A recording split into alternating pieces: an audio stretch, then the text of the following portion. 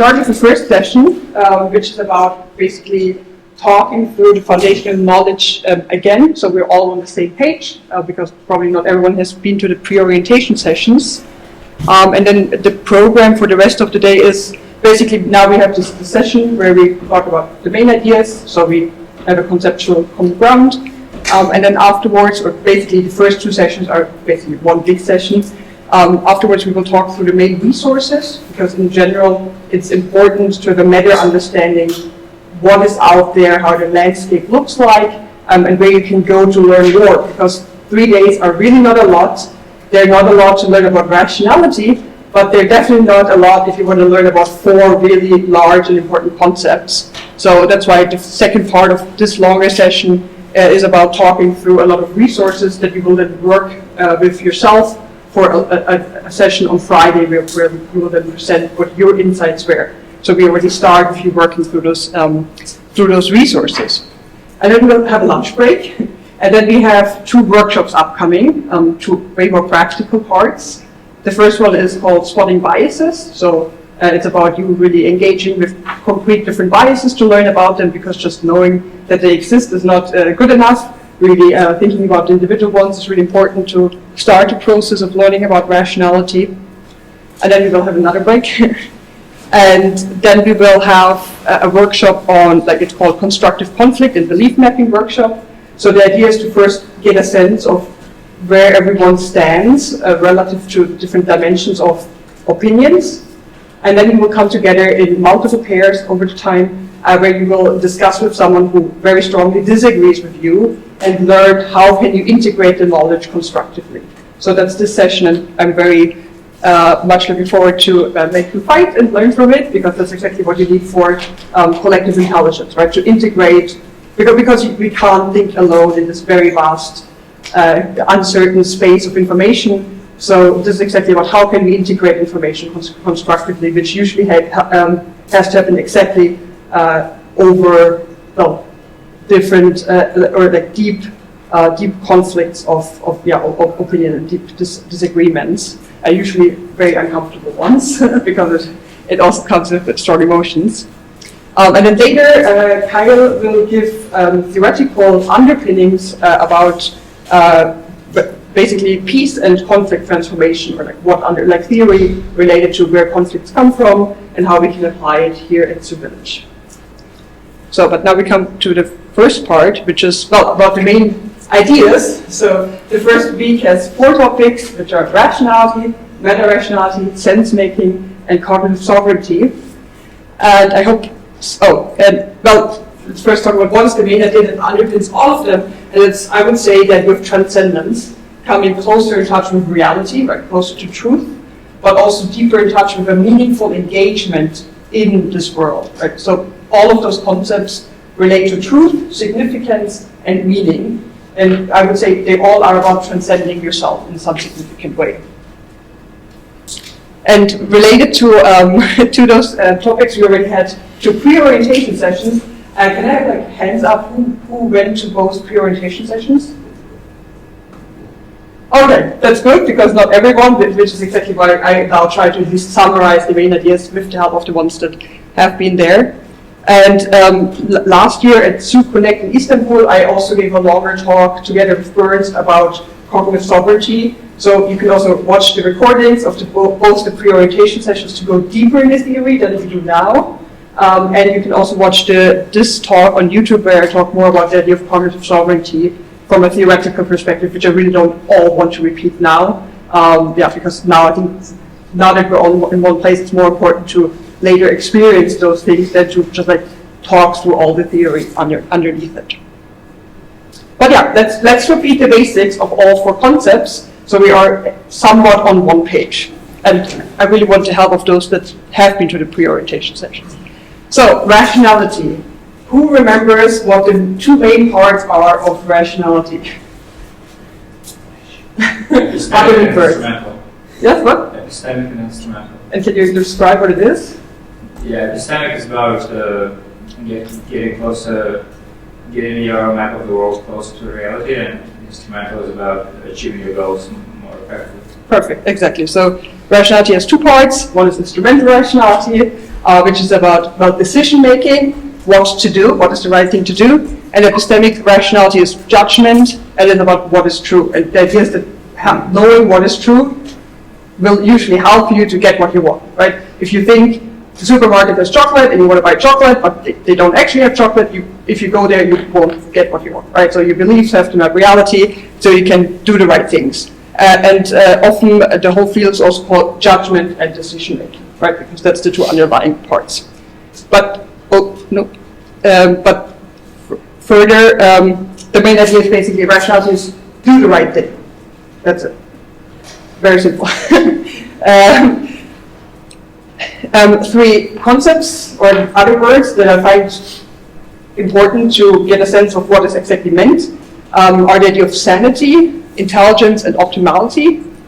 So sanity as an like synonym for rationality, I find really useful because usually when we think of insanity, it's when you either are completely delusional, right, or when you do something that everyone can see is not getting what you want, right? That's usually what we think of when we think of someone behaving in insane ways. So rationality can also be understood as sanity. That intelligence, right? Someone who's intelligent gets what they want, right? They reach their goals in the world. That's how it's defined. And optimality is making the best decisions given the information you have, which is a concept that you also have in computer science and machine learning, but also it's like completely central to the idea of economic agents, where you also have the idea of rational agents in all of economic theory.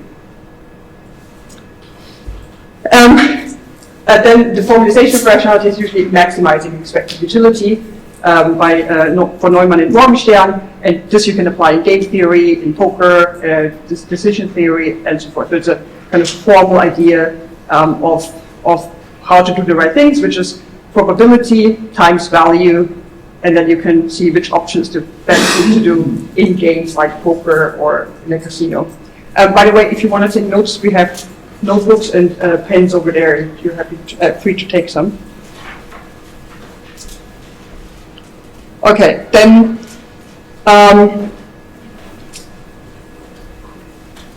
one very important idea was that because we're boundedly rational, right? We're not God. We are limited in our computation ability. So we have to use heuristics, like simple rules of thumb, to make decisions. And because of that, we have biases in our decision making. And who can describe what a bias is?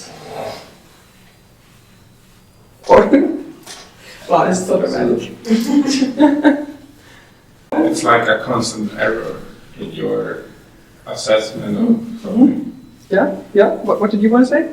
Yeah, a way in which we kind of like, let's say, lie to ourselves about like what reality actually is. Maybe. A tendency to give results that are more similar in groups, the closer sense to each other than the total amount of possibilities would be. Yeah, very good. Anything you want to add? A predisposition away from the actual central reality that I could perceive to one side, that I'm heavily, more heavily or outbalanced heavily affected by, and that then biases my aim away from the central that I could theoretically achieve. That's exactly Like bias is a vector which points to a certain direction. Yeah, so the definition is usually a systematic error. Right? So it's different from a random error in the way that it's exactly systematically in one direction. And then the idea is, well, if we understand how we're biased, then we can see our own flaws and steer better in the correct direction. Which, for example, if you're shooting a gun and you notice, oh, I'm always on the left side of the aim, oh, then even if I think I aim for the center, maybe I should steer a bit more to the right, so actually hit the center, right? That's the idea of how. Yeah, it's coming up again. The brackets is very low, I think. Maybe we can. It's turning up. No, it's working working out. out. Okay. Yeah. So on the left side, you can see the idea of bias, right? So either you can be biased high precision or low precision, and then on the right, wow. And then on the right side, there's many posters, graphics that summarize many biases, and well, we will explore some of them later to get a better sense. So, finding biases was historically so important because in economics, in neoclassical economics, we assume that all humans are perfectly rational. And then behavioral economics came along with biases to establish that, well, no, we systematically deviate from perfect rationality. Exactly, this is how behavioral economics were founded. And they didn't just establish that we're biased, but they also created descriptive models of our cognition that established how our mind works so that it produces those systematic errors. So that was the main advancement of behavioral economics in the history of rationality. So if you want to improve rationality or in general think about rationality, then there are three main layers you can think about. There are normative theories, prescriptive theories, and descriptive theories. Does any one of you know what the differences are, what those three terms mean?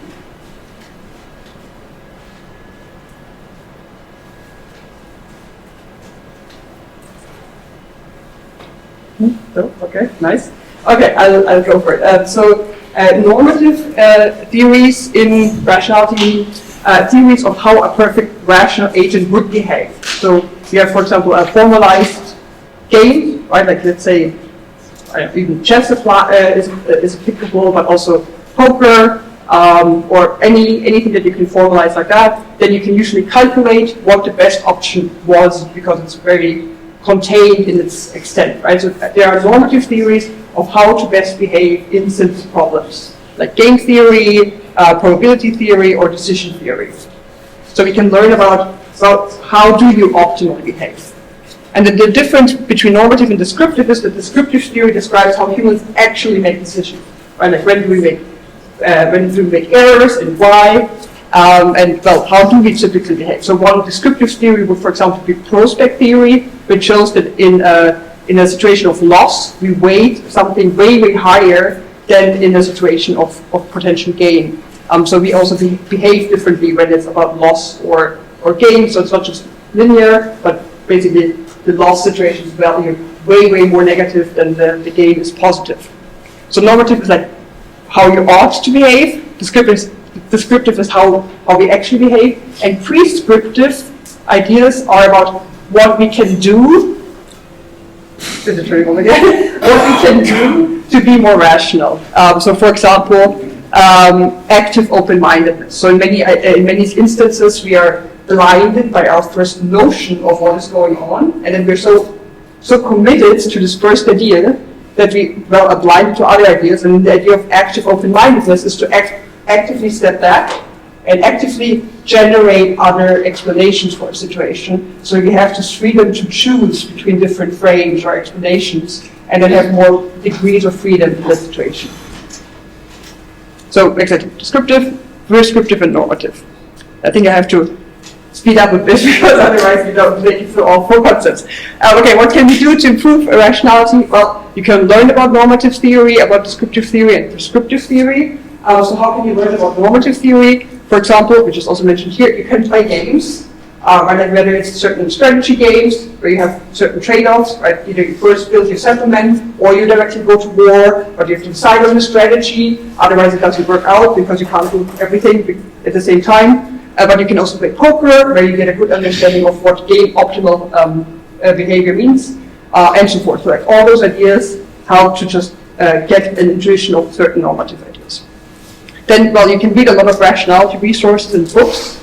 I'm extremely committed to the idea that reading books is a good idea, because what are books? Books are basically a written down stream of consciousness by people that have often spotted their errors in decision making and then corrected them, right? Like, oh, I thought it's that way, but now I realize it's that way, or here's my theory of how to do it better. So basically, you get trained by following the stream of consciousness of other people to do it better yourself. So definitely a good idea. That's exactly how humanity progresses in time. Then make your assumptions explicit. Usually what kills you is not where you're just thinking, oh, I might make an error, but where you think I'm 100% correct, but it's just not the case, right? Like, for example, with the housing bubble, everyone thought, oh, the housing market will only go up. We all know that for sure, but it wasn't so, and that's why everyone got very, very broke. So make your assumptions explicit so you can examine them. Then play games, as already said. Do therapy, because therapy is the practice of finding out where your assumptions are off, or where you adapted to the world in well, non-useful ways, right? Whether it's attachment assumptions of how you relate to other people or how you relate to the world, it can be extremely helpful. Then integrate your embodied knowledge. Often we know a lot that we don't make explicit, and we will practice that tomorrow in a session on the focusing method. And then take human knowledge seriously, because you just cannot figure everything out from first principles. That's just impossible. So just learning how to do things that work from other people that have already done it is usually the first way to go. Instead of trying to reason it out, just getting actual applied knowledge is a very, very good idea. Well, yeah, I have to show the base theorem, which is one normative idea of how to change your mind with evidence. I hope someone will summarize that for Friday and go into more detail about that.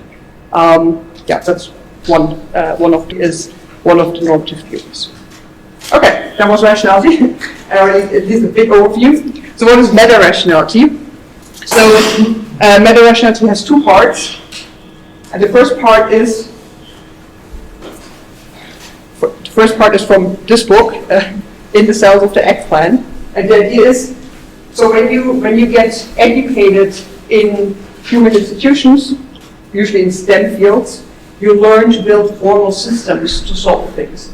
Whether you're programming and building a formal construct that solves something with software, or whether you work with data and try to filter it to come to certain conclusions, you always work with formal systems. But the problem is, this might seduce you to think that there can be the one correct model of things, or the one correct system. So what you need on top of this is the idea of meta-systematicity. So the fluid understanding that given the context, you need to apply different systems. So no system is all-encompassing, so you have to have the understanding that you have to switch between systems in different contexts. Oh my God. And this also applies to the idea of, wow, this was fun, to the idea of truth, because truth is also not always easily objective, but it's context and goal dependent. So this story from the book that you should see here is about so there is an eggplant in a refrigerator. That's what is in the book is called In the Cells of the Eggplant by David Chapman. And there's the idea that there is a refrigerator with an eggplant inside of it. And now someone is asking, is there water in the refrigerator? Well, I've told this story so many times. Is there water in the refrigerator? And now the question is, well, what do you say? And what you say as an answer depends on who is asking and why. So if a chemist is asking that wants to put a very highly reactive substance into the refrigerator, that would react with any atoms, like any water atoms, then you will say, well, there are some water atoms in the refrigerator because there's some water in the cells of the eggplant, right? But if someone just casually asks, is there water in the refrigerator because they want to drink it, then you can say, no, there's no water in the refrigerator because there's just an eggplant in it, but no bottle of water, right? So whether there's water in the refrigerator, in this case, like the semantics depends on who is asking and why. And this helps to understand this idea of meta-systematicity. The second definition of meta-rationality is the idea of wisdom, and it emphasizes the process of how you become more rational, which is an ongoing process of spotting when you are delusional and overcoming those, right? Like you have constant process of insights into where you are wrong. So you develop more and more insights and more generalized insights, and you develop further depth. Yeah, so basically you have a frame of how you see the world. The frame no longer applies, right? Like your system doesn't apply. It breaks down, the world doesn't make sense anymore, and then you have a new frame through insight where more things make sense, and you are also back to being able to competently or skillfully acting inside of the world because you have this deeper insight into how it works. Okay, are there so far any questions to rationality and meta-rationality? Yes? Yeah, I got a question about like playing games. So do you like consider that like you need first to know better about like game theory and just then apply your knowledge from game theory and playing games? Because how I see that, like, I'm familiar with game theory and core theorems in that industry. And when I play games, I definitely, every single time I boost my rationality and I use them to read games actually. Yeah. But for like a random person who never ever heard about game theories, playing games is something like playing with the noise. Yeah. So just maybe I missed this part. Could you just give more interpretation? What do you mean by playing games as opposed to rationality? So first of all, the details really matter because there's also many games you can just get addicted to, right? It does not apply to, like, don't play Candy Crush, please. And yes, as you said, it's a good idea to get the normative ideas first, right? Like to have some theoretical understanding of game theory, and then play some games where you can apply this to some degree, and then also come back to play and then think about, oh, how does this apply? You can also write a piece of paper and actually write out the decision tree of, right, like what are my options? Where are the main decision points of how to have my strategy? So yeah, ideally you would put that together because then you can ground the game theory in some lived experience.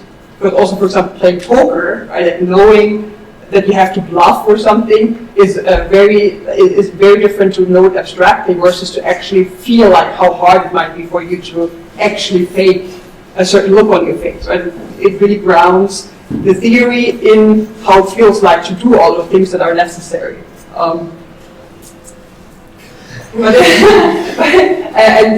think poker or things like that, they can be particularly interesting if you play them online or because then you often can get ratings of like how good your expected value actually is. Right? You get direct feedback, which is usually anything that gives you direct feedback helps you with learning faster. Because then in reality, it's very hard to know whether you're winning or losing. Like there's seldomly very strong feedback, but exactly that you can usually get in games. Right? Either you're being shot or you just lose money, and you can have some indicator how you're doing. So that's exactly the idea. And don't get addicted. To a reasonable amount. Yes. Can I add something to this? Sorry? Can I add something to this? Yeah. Is a very smart crypto entrepreneur friend of mine. I started taking chess console kind of a training with a chess master, and he said it has been helpful for his entrepreneurial decision making. As the grandmaster, playing with him and pointing out his shortcomings, the way he misbehaves on the chess field. So I'm also curious about playing with the chess master and having an active engagement on my basis. I get exactly the same thing for playing chess online. That's true. Yeah, I mean, it's different when someone else that is already, if you have a mentor that can actually point out, right, oh, you don't see that there's this other strategy, right, because the same as with meditation, they can see where you might think wrong, right, not just what you're doing wrong, but where your mind might go astray and actually fix the ability or improve the ability. So there are many different ways of doing this. I wish we had brought more board games because there's so many board games where you can play, where you can learn some game theory, like for example, Werewolf or something like that. We have Werewolf. Oh yeah, nice. Yeah, exactly. Yeah. And also Marco said he's going to bring a bunch of board games. Nice. Doesn't apply to all of them, but would be fun, right? That's a very nice way of learning. Yeah. Does Meta-Rationality that also include those kind of formal systems where the system being constructed not to be where actual adherence to objective reality isn't valued, so there's a constructed reality that people expect to play a part of, which doesn't actually map onto the truth reward, but there's sort of some kind of gameplay within the society where it benefits individuals to play by those rules, even if they aren't actually getting towards objective truth. Yeah, of course. I mean, but that's exactly the idea of serious play, where because the truth in this case is a pragmatic truth, which is not, oh, the game is like reality is, or it's just like reality in one aspect, which basically magnifies a property of reality, but it's not the same, but it's still in some way a magnified property. And then you can engage with that and learn pragmatically, just like, what do I have to do to deal with that without directly interacting with the real world, right? It's not exactly, even though it doesn't reflect the real world, and still the skill reflects the improvement in ability to interact. Right. Yeah. Do you feel like the goals and methodology of rationality and meta-rationality conflict? I feel like when you haven't yet made the step to meta-rationality, then it feels to you like a conflict. Because when you are still thinking through the lens of rationality, then you're, for example, looking for the one true model of the world or something like that. But once you, and I think you have to really think of it as the stages of development, or that's how it's often portrayed. So you have to reach the stage of rationality where you can, for example, formalize problems, understand them, to then later understand in which disability also has its limitations, right? So I think that's how I would see it. And yeah, there are certain ways in which they can probably also affect each other negatively, right? Like, for example, if you understand how limited formal systems are inherently, you might be less motivated to fully commit to doing something on the rational development stage. Okay, there's more questions, but I think I'm going to go to more content, and then we can answer more questions later. Okay, so now we talk about the first two concepts, which are rationality and meta-rationality. We have two more. One is sense-making, and one is cognitive sovereignty. So what is sense-making?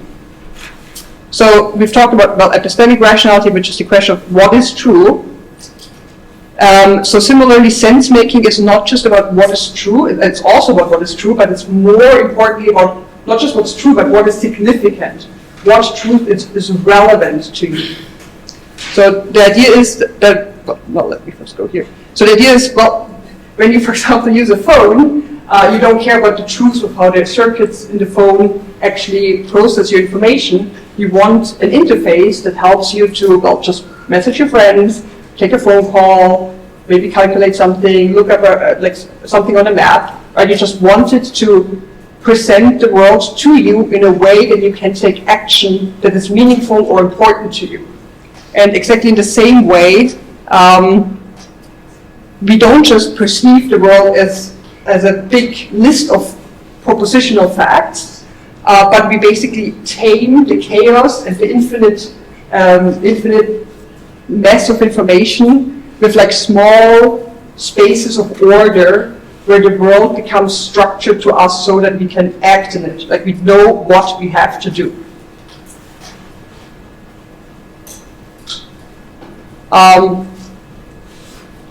Does someone want to try to repeat what I just said? Like, because I think it's actually quite hard to click. So let me ask you a question. Why can we not just know what is true and then start acting? Why is it not useful to know everything that's true and then somehow use that and now do something with it?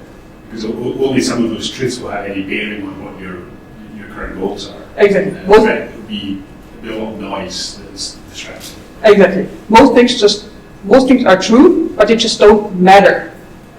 Right? And that's subjective. Sorry? And they all subjective. The what? Subjective. Yeah, what matters is somewhat subjective, exactly. The truth. The truth? Yeah. Yeah. It cannot exist without someone who is telling it, right? Yeah, it is like this constructive notion, yes. For me, in one position this might be true, and in another position it might not be true. Yeah, yes. Well, I still would say that there is some objective truth, but exactly, this is exactly this idea of exactly this interface idea, right? So there is this realist idea of there is an objective world, but I'm a subject, and I need this interface between idealism and realism, where the world is presented to me in such a way that I can act in it. And there's this argument that, for example, that's exactly what culture does, right? Culture, you're usually embedded in this information flow that tells you what you roughly are supposed to do in your life, so you don't have to start from scratch, right? Like some notions of what are usually meaningful steps to take, which is like get a job, get some money so you can live, right? Do something that somehow maintains civilization, or anything that pays, and then at some point probably all find a mate and have some children, and also have some general notions that present the messy world in a way that you can take actions that are somewhat related to you having a good life. one important concept relating to sense making is the idea exactly of an agent arena relationship, which is the idea of you're the agent in an arena, and that's the arena is different from reality, as in it is a subfield of reality that is constructed in such a way that you understand what to do. So, for example, when you see a football field, you know the rules, and you can go there and you can play football. And when you don't, and simultaneously when you enter that field, you also know what you are supposed to do, what your identity is, to know how you have to be to do the right things. And the idea is that often when we don't have this construction of those agent-arena relationships, then our ability to act in the world also breaks down. And there's this argument that now is some kind of meaning crisis where a lot of cultural ideas are breaking down related to what we are supposed to do. So people have this immense feeling of alienation, right? They're kind of like, okay, there's just so much information out there, and there's so many things I could be doing, but I don't really have the sense of this obvious thing that I'm supposed to do, right? And this is exactly this idea of making sense of the world, to construct this relationship so you feel like you have the sense of flow where it's just clear what the next steps are. So it's kind of this subjective feeling of knowing what the right things to do are, which is a bit different from the rationality conception. This idea is by John Vervaeke, and he calls this idea of the breakdown of agent-arena relationship. He calls it domicile, which means the kind of the death of the home. So you no longer feel at home in the universe. Because when you're at home, everything is in order, in a sense, right? You feel like you belong, and you feel like it's clear what to do or what not to do. That's what he calls it. And sense making is about recreating the feeling of being at home and in the universe, and knowing what to do to walk forward in a meaningful way. Related to sense making, there's an amazing, how should I even say that, list of talks by Daniel Schmachtenberger, where he analyzes the idea of a war on sense making. He analyzes why is it so hard for us to make sense in the world we're in right now. So it's exactly the question, where do I find, that you've also said, right, that there's just so much noise out there, and it's so hard to spot the signals anymore, and why is that? And you could approach this from two perspectives. One is the mistake theory, and one is the conflict, like two lenses from sociology. Does someone know, can someone describe what the differences are? It relates to, for example, communication, or just, yeah? Yeah, so the mistake theory is that everybody's doing their best to communicate the truth. Yeah. Putting a good faith effort, but they just make mistakes in how they convey that truth. And then the conflict theory was that people have different goals or kind of reasons for communicating, and so they might intentionally obscure the truth in their communication to get better positioning. Well said. Thank you so much. Hope everyone got it. So mistake theory means everyone roughly wants the same, everyone tries their best to say what's true, but make mistakes, right? Because we all have some limitations. And conflict theory means no, there's inherent zero-sum games, and people do consciously or intentionally misconstrue what they put into the information ecology.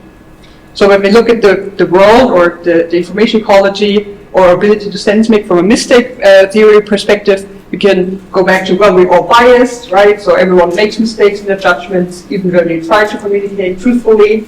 We might just spit some bullshit into the information ecology and then make it harder for others to make sense of the world. We also all have limited knowledge, right? So most people that have opinions don't know much about the thing that they talk about, because only very few people know a lot about specific things, so it's hard to find the few people that actually know stuff, even if everyone tries to form the best opinions. Well, just knowing is hard. So that would be like this mistake theory approach, right? Everyone tries their best. We all have roughly the same goals, but we just fail because we're limited. But then the conflict theory approach is really important to understand why our information ecology is so messed up, according to Daniel Schmachtenberger. Because it's not just value-aligned people that just like have some limitations, but we have inherent value misalignments between agents. So in the pre-orientation, I gave the example of the bird. Where the bird is singing in front of your window, you might really enjoy it, but the bird actually doesn't care about entertaining you. The bird is actually searching for an opportunity to procreate. Right? So it's actually trying to reach its own goals, and you're just accidentally lucky that you enjoy the bird really, really searching for a girlfriend. Right? So, but it shows, in this case, you're lucky, but usually there's a misalignment. The bird just as an externality also entertains you, but has very, very different goals, and it communicates, as we all do, to reach its own goals, right? We talk usually, the idea of successful communication is when an agent reaches their goal, right? Whether the goal can, of course, also be to communicate truthful information, or it can be for someone else to like you, and so forth, or yeah, like many, many different goals, but communication is pragmatic. And many interactions in the real world are zero-sum, so many agents benefit from distorting information. So this is true in nature, where you can see the frog is hiding with camouflage, because it really benefits from the predator not seeing it's there. Right? So the truth would be, there's a frog on the tree, but it really, really benefits through natural selection from the predator not seeing that a frog is sitting on this tree. And like the same is true in games like poker, where it doesn't matter what your cards are, what matters is what the other people think your cards are, so you're heavily incentivized to bluff. So it's basically you have to win, right? So if you want to win, you often have to distort information. The underlying idea from economics is that you have a principal-agent problem. So you usually delegate your authority for sense-making to other agents, whether it's, for example, journalists. But these agents that you delegate to, they have other goals than you. They might still have some goal that's in alignment with you, as partially they do want to give you useful information, but they, for example, also have to go for the newspaper to survive. And for the newspaper to survive, they also have to bring a lot of outrageous stories so that many people buy the newspaper. They have to just produce some stuff that helps them to survive, or maybe because it's just more fun to write about, because they have personal interests that are different from yours. So there's always this gap between their goals, them reaching their goals, versus you getting from them the sense-making that you have delegated to them. So there's always some epistemic externality, so a kind of a second-order effect of them doing what is best for them, even if it might also help you. And this epistemic externality, Daniel Schmachtenberger frames as, well, because we all try to reach our own goals, no matter how hard we try, or even how good people we are, we're all polluting the information ecology. And the main idea, or the main reason for that is that our signals that we send into the environment, they are detached from our intention. So for example, if a friend of mine writes a book, and I'm like, wow, I really like this friend, and I want to encourage them to write more books, or I just want people to buy it, I might give it a really nice recommendation online, right? Like, oh, this is a fantastic book. And now me saying this is a fantastic book is online, even though I might not even think it's a good book, and I only had the intention to help my friend, right? But now the information ecology is polluted because someone else will read, it's a fantastic book, even though that's not true, and I don't even think it's true. All I wanted to do is be nice to my friend who now owes me a favor, right? So that's why those things are detached, and that really pollutes the information ecology and makes it harder for every one of us to make sense, because that's just the world we're embedded in. Yeah, and we're in an attention economy where people that already have a lot of attention are therefore very valuable, and then because of that, there's this self-reinforcing process where they get even more attention, which is actually really funny because now I'm giving attention to her even more because she already has attention, right? So you have to put her up here as well, even though she has absolutely no reason to be here. So that's exactly the idea of the attention economy, because your attention, the information you process, this is like one of the most valuable resources also from a market perspective, right? If I want to sell you my product, for the funnel to work, you first have to notice that there is this product, so somehow have to get it into your brain and have to get your attention, and attention is limited. So, but because so many very, very insignificant things are constantly battling for your attention, well, it's very, very hard to actually find the space to make sense, right? Because there's really a warfare to get your attention, and the players that already have the resources have more resources to get even more of it. So things that are insignificant take up more and more space over time, especially if it's technologically advanced. In the information ecology, we don't only have other humans, but we also have memes that you can think of as agents. Can someone make the argument or say what that means? It stems from this book.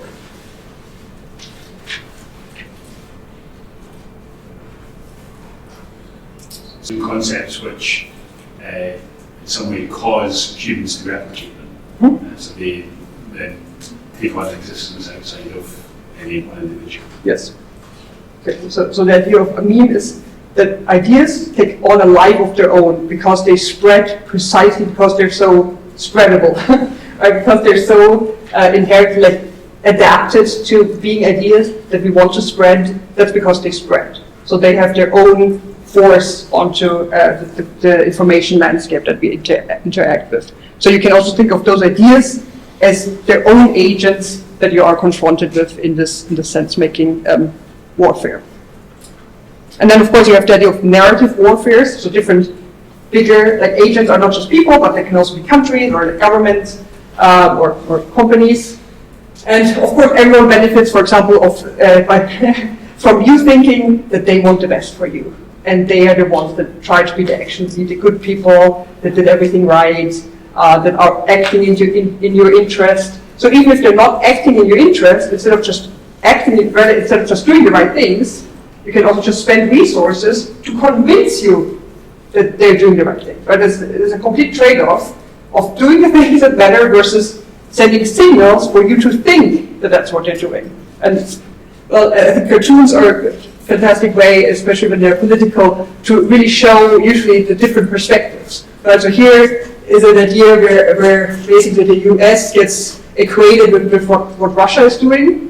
In this case, you can interpret it as being apologetic for the Russian war in Ukraine because it tries to equate their behavior, right? So that's the narrative that is pushed onto you here. But of course, there's cartoons that portray exactly the opposite way, right? Where basically the argument is made the other way around to again reframe a situation through a new lens, through a new narrative, for you to flip your opinion to basically sort yourself in one in-group or the other through information. People don't even have to do anything different, but the information might still change your opinion on what's going on, right? So this is the idea of narrative warfare. Yeah. Okay, so this was sense-making, what is sense-making, and then the idea of why we are in a landscape that's enhanced by technology that makes it particularly hard to make sense of the world and what to do. Yes? Yeah, I just wanted to ask, I'm just thinking how to ask this more clearly, but I heard the concept called like backwards rationality, when there are some hidden or unknown reasons that makes us to reason in a certain way or to make certain decisions. Mm-hmm. And I read somewhere, I can't remember, I'm just looking for reference as well to remember, is that we are know what our solutions and decisions before we actually know them, and we're just reasoning backwards, trying to catch this reason and link it to our personality. And my question, it's not actually the question, it was I just had this concept, and how is this connected, and how does this influence this meta-rationality and other things, and how we should better handle it? Thank you. That's a good question. For like what you said, two things come up. One is the idea of basically confabulation, or us producing a lot of justifications verbally for things that we haven't actually chosen, right? That we had no good reasons to do something, but now we are super good at producing elaborate justifications of why we did it, which is an adaptation to our social environment, right? We do things for all kinds of reasons. We often don't know it ourselves, but because we have to survive in a social environment that judges us, we're really, really good at just producing coherent text of like, oh, these are all the reasons, right? Because in other people can say, oh, she had good reasons, she's a good person, right? So there's this thing, and we know that we are that way from split brain experiments, where basically the brains of people were actually like separated in two parts, and one part made the decision to do something, the other part couldn't even know that this person did that,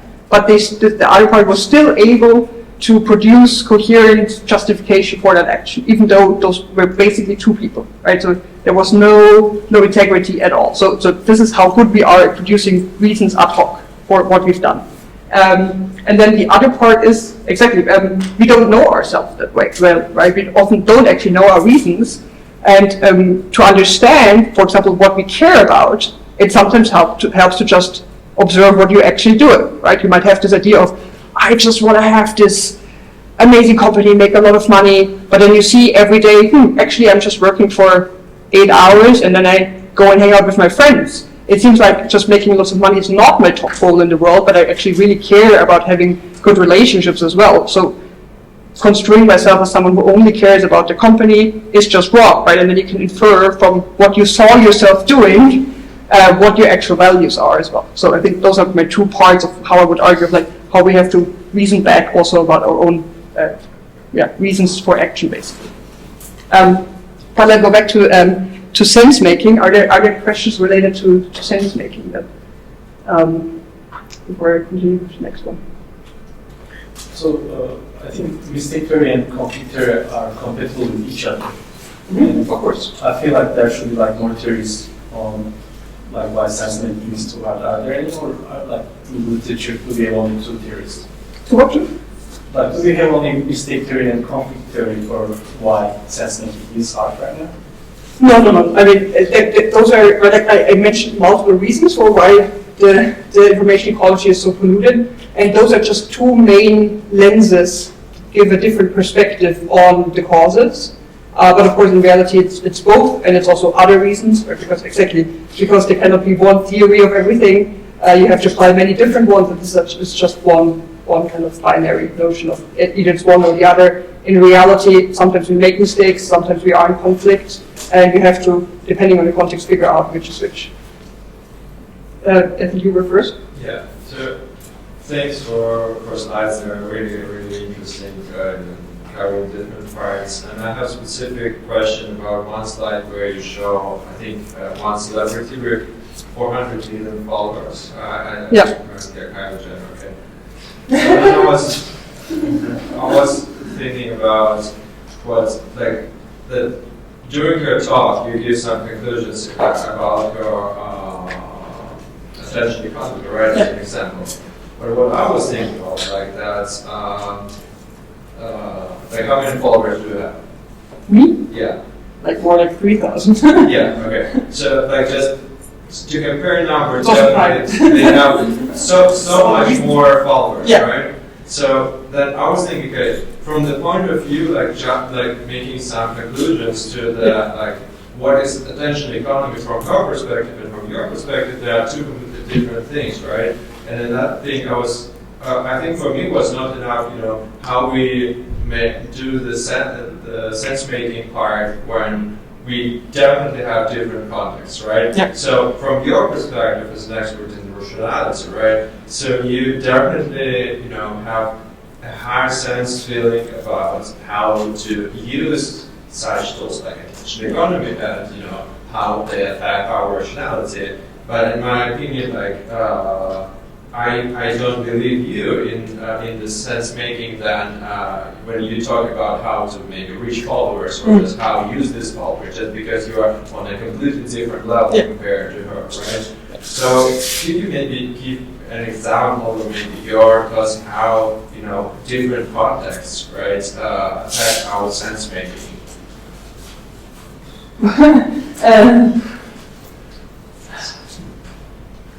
So I don't know whether I answer your question now, but I think one point that follows from what you said is exactly this. well, I'm able to explain a lot to you of like how this information ecology works, but this of course doesn't mean that I'm winning in the information ecology, right? Like I'm not the super influencer. Yeah. So I definitely, in the sense, I could have chosen a completely different strategy of actually getting as much attention as possible to have millions of followers. And this really shows the difference between, like, for example, understanding the theory of something and being able to describe it versus to apply it, right? And then the question is exactly what is your goal? What is your goal?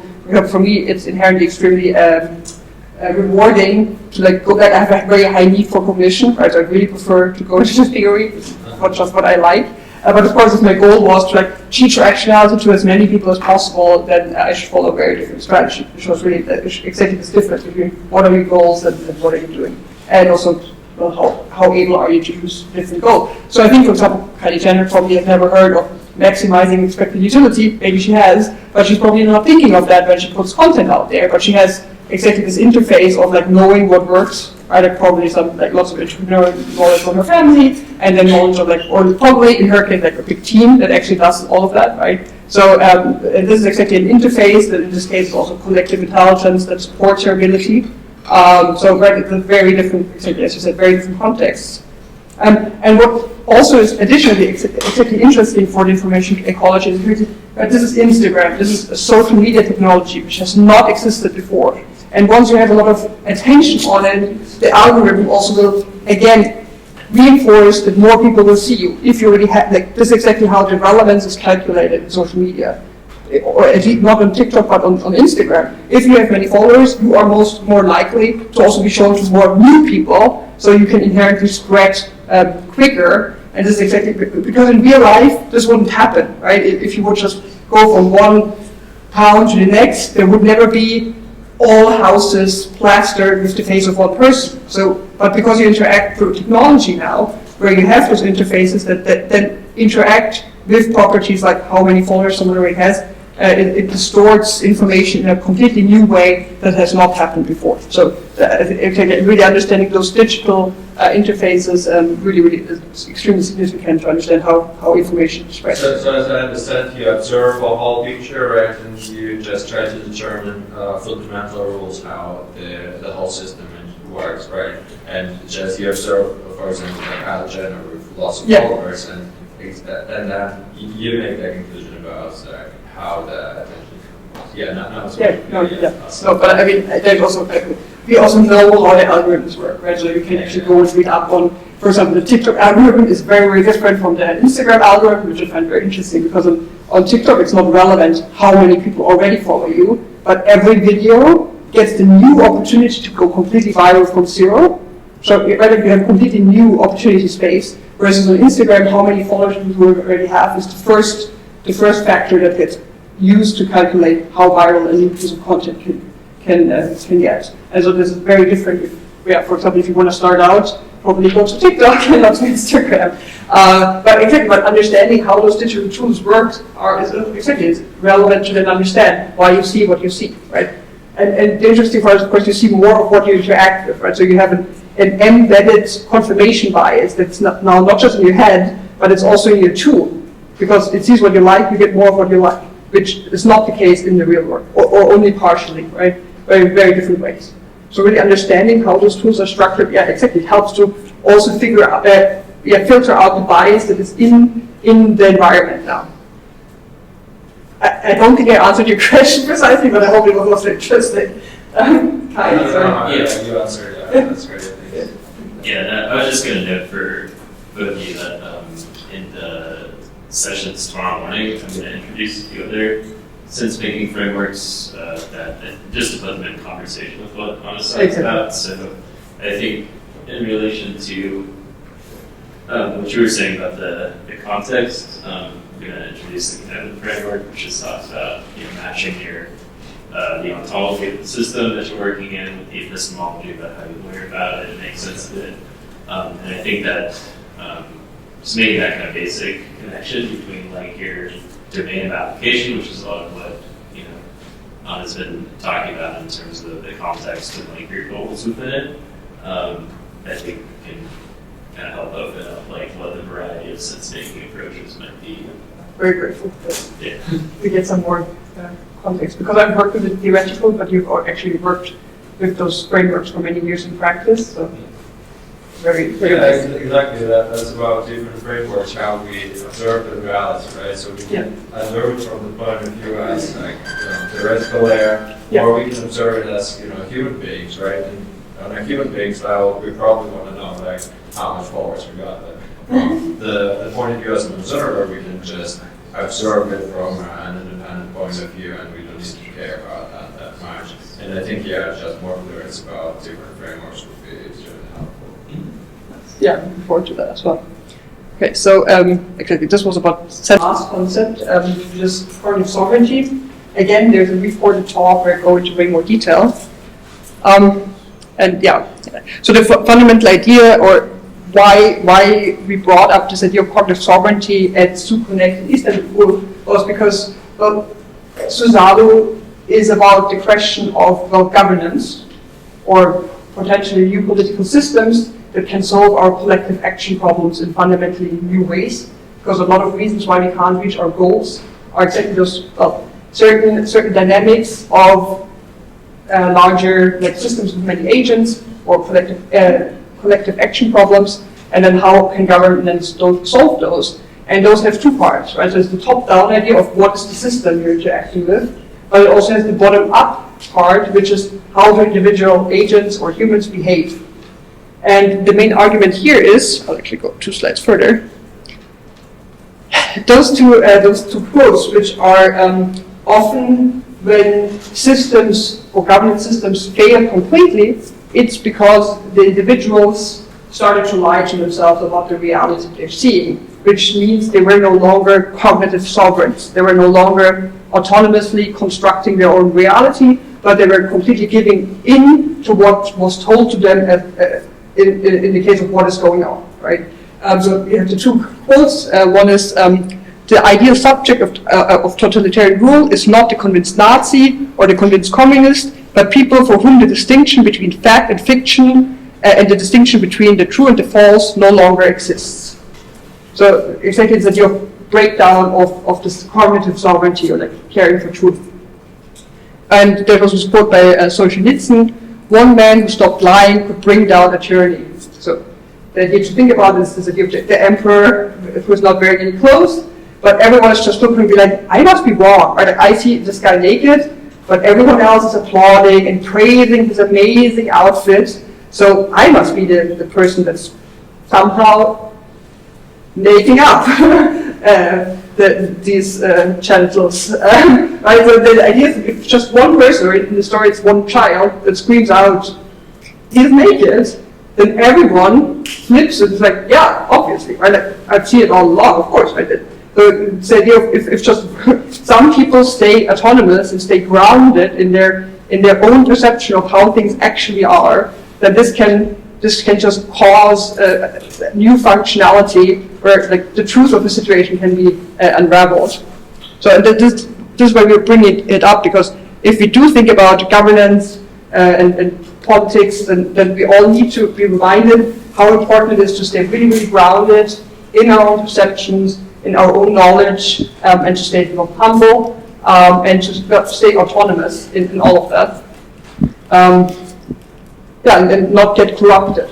And some parts of that just mean, of course, we have to defer some of our sense making, right? I would say, oh, I've read it in the newspaper, or this person has told me, but I cannot use this as an excuse. I have to check in with myself. Well, do I believe this person for the right reasons?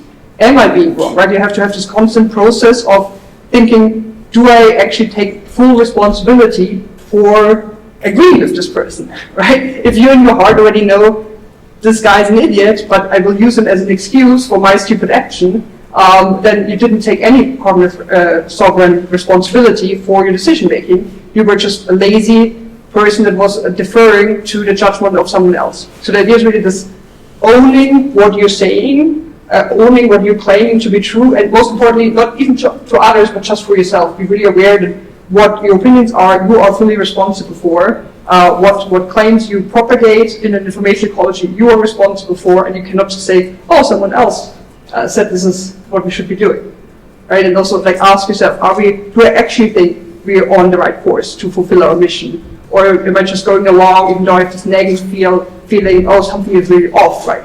Because then you should be speaking up. Because that's exactly how such systems come to be, where everyone goes along and be like, wow, this is going really poorly, but nobody speaks up, right? This is exactly how collectives do not reach their goals, but we want to reach our goals. So that's what cognitive sovereignty is. Historically, I find this extremely interesting because many memes or narratives have explanations for why everyone has the sense that everything is going poorly. So, for example, in the Soviet Union, as far as I understand, please, if anyone knows better, let me know. There was this idea, like, of course, we haven't reached communism yet, right? We're just like we only once the entire world is trying, then we can actually start. Right? Like everything is going poorly. We are not having enough food because we're not there yet. But once everyone helps to work with us, even though we all sense that clearly stuff is not going well, then it will finally flip over to this utopia. But of course, the sense of actual perception was that things are not going great, but you had this narrative that completely explained it away, right? This is how it's supposed to be. It has to feel really bad because we're not there yet. Which is exactly a narrative that explains away your own lived experience, because that's how it's supposed to be, right? Like the utopia will come later, but if you see now everything going poorly, it's just a pre-stage of the perfect thing that's going to come, right? So that's exactly also a narrative that's extremely mimetically powerful and really fighting against your sovereignty. If you have a good story to explain away a negative feeling of something is off. Right? Other than that, exactly, there's this difference between the soldier mindset and the scout mindset. So if you want to understand by which ideologies you are captured, then you have to wonder what are your ideological triggers, right? So when are you jumping in a soldier mindset to fight for something? This usually means you're to some degree like possessed by an ideology, which can be good, right? Like some ideas are good ideas, right? Like fighting for enlightenment values, I'm still completely on board, but understanding where your triggers are helps you to understand which ideologies you subscribe to, and then this gives you again the space to question whether those are ideologies you actually want to be like an actor for. Right, so a trigger can, for example, be someone gets misgendered, or someone, I don't know, someone wants to help against gun violence by banning guns, right? There's many those ideas where many people immediately jump into to fight against those things because their sacred values are somehow being touched. This can help you to identify who or by what ideologies you are possessed by, and which ideologies make you potentially less cognitive sovereign. Here are the quotes you've seen. Those were the main concepts. Now we have created some common ground to know what we've been talking about. One more round of questions if you have some. Yes? Yeah, thanks for that excellent overview. Seems like good background dialogue with. So one of the things that John Roreke, one of the sense-making people, talks about is like the difference between many kinds of knowledge, like propositional, participative, perspective, etc. Yeah. And there's a way in which like we've gotten a look at some of the propositions behind some of these, but I don't have a sense of the community that is involved with cognitive sovereignty. Mm-hmm. Like I feel like I know the other three pretty well. Yeah. Just so I don't know how much you're a geek about like the anthropology of these, but if you can say a word about to get a sense of how people participate in making these sorts of frameworks, especially about the last one. I'd love to hear about this is what the community is like, this is what they care about, etc. So you mean like which kind of people today are involved in thinking about those concepts? So like, you know, you could say, oh, the rationalists are like in the Bay Area, they started off with this guy, or etc., etc. Yeah. And then you can say about meta-rationality, you can say something about David Chapman. Yeah. So that's making you talk about, the talking heads like Schmackenberger with cognitive sovereignty. I'm not sure like what the active dialogue is like. Mm-hmm. And I would say like the sense making and the cognitive sovereignty are often very related. So they don't so often say the term explicitly, but it's implied, right? So for example, the Stoa, like Peter Limberg, he often talks exactly about this mimetic warfare. that's going on. Here's also this map. All of this is already set, by the way, in the pre-orientation session, so please go and listen to that as well. So he maps the Meta tribe and the different values, and this, of course, exactly meant so you can spot who's trying to take over your opinions actively in this kind of, from this conflict theory lens. And so I would say Peter Limberg aspires also to, for example, this cognitive sovereignty. Then I would say Daniel Schlachtenberger, he talks a lot about why you shouldn't be deferential, which implies cognitive sovereignty, right? You should own your own sense-making, cognitive sovereignty. And then the Future Thinkers podcast, they have an explicit cognitive sovereignty online course. I haven't actually listened to it, but what I've heard them say on their podcast was very reasonable, so I assume it's good. And then the whole meaning crisis ecosystem, there are many related concepts, but exactly there's this big map by Joe Lightfoot that just shows different people that are active in the meaning crisis or liminal web or sense maker ecosystem, so you can get a sense of actors there and follow their content. But John Riedl is great, many people. And of course, rationality, right? Like really thinking for yourself what is true is not a completely distinct concept from cognitive sovereignty. It also means own your own understanding of the reality, but it just emphasizes different parts, I would say. That helps. What do I have next? Oh, yeah. Exactly. That was the first. Should we ask? Okay, yeah, more questions. What are actually limitations and drawbacks of rationality framework? So, what's limitations and drawbacks of rationality? Drawbacks? Yeah. Limitations. I mean, limitations are already entailed in the understanding of meta-rationality, right? Rationality is inherently limited. But I would just say many people that follow the rationality community too much, I think they get too focused on certain frameworks and then lose sight out of like actually having success in the world. Right? I think this, if I'm to be completely humble, I think this somewhat like applies to me because I'm extremely excited about all the theory, but I'm not running a huge organization or something because I'm so interested in the theory. And I think it's a similar tendency in, for example, the rationality community. And then other than that, so in the rationality space, the whole behavioral economics framework has by now come under immense fire. So we have way more understanding how the whole axiomatic approach is very limited, but this is just way too much to cover this here right now. I think starting with understanding behavioral economics and the biases is a really good idea.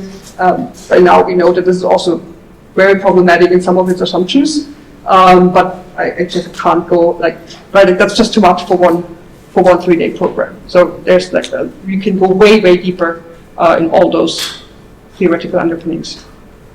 Yeah. I really appreciate you started with definitions. That's fantastic. For bias, for me, bias isn't pejorative per se. So if I bias my family, that is good up to a point, then nepotism, and then to do that, right? Like biases, and I think in later slides we're using bias really for sense making. Yeah. And so heuristics, that's all kind of again the same package.